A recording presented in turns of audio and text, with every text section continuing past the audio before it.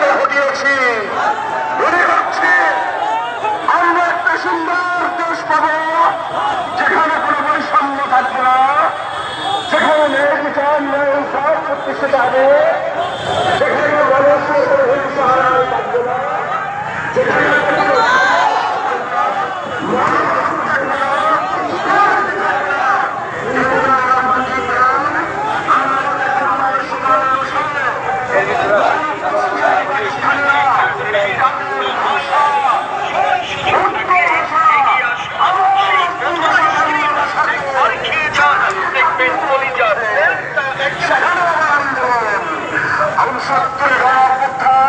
গণপরিষদ নির্বাচনে সংখ্যাগরিষ্ঠ ভোট পেয়েও বুঝতে পারলাম না আমার আন্দোলন, আমার একাত্তর, আমার এই স্বাধীন দেশে আমরা মনে করছি এবার একটা সুন্দর দেশ পাবো, কিন্তু না,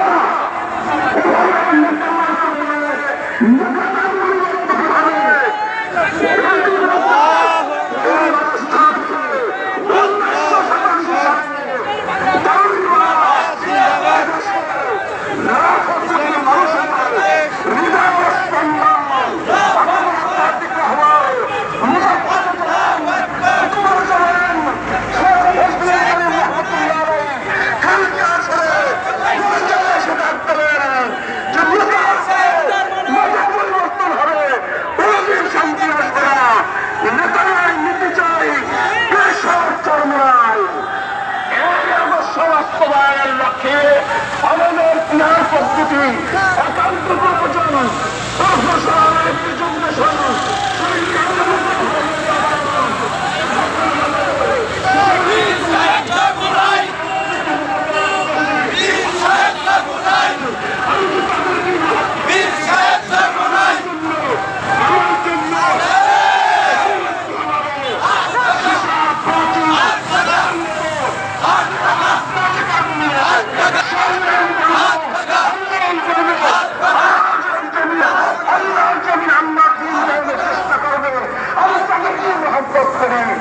আমি এই আশাবাদ ব্যক্ত করে আমার এই সংক্ষিপ্ত বক্তব্য এখানে শেষ করছি। আল্লাহ আপনাদের সকলের মনের যে কামনা পূর্ণ করুন এবং পাঁচজন শহীদ হিসাবে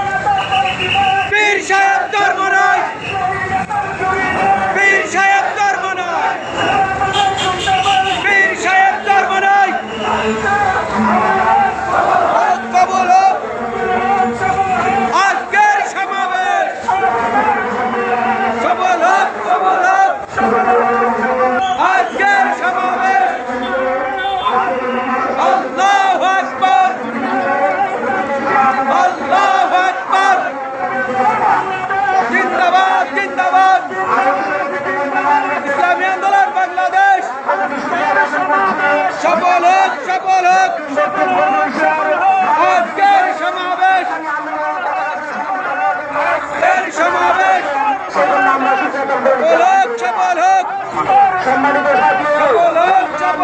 আপনারা জেনে থাকবেন আজকে বিশ্ব জুড়ে লাঞ্ছিত হচ্ছে, বঞ্চিত হচ্ছে, নির্যাতিত হচ্ছে, নিপীড়িত হচ্ছে। আমি মনে করি এর পিছনে একটাই কারণ, সেই কারণটা হচ্ছে আমরা আজকে ঐক্যবদ্ধ হতে পারছি না। সংগ্রামী সাথী বন্ধুগণ, আল্লাহ